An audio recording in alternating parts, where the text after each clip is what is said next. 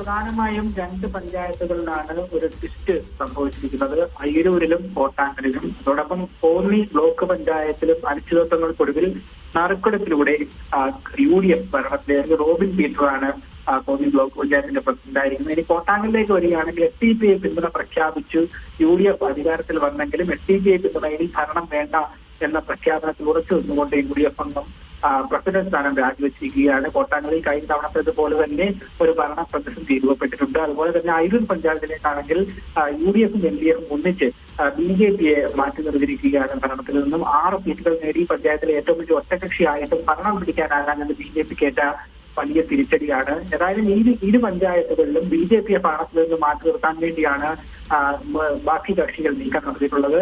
കൊട്ടാങ്കൽ പഞ്ചായത്തിലും 5 സീറ്റുകളാണ് BJPക്ക് ഉണ്ടായിരുന്നത്. BJPയെ ഭരണത്തിൽ നിന്ന് മാറ്റി നിർത്താനാണ് SDPI UDFന് വോട്ട് ചെയ്തത്.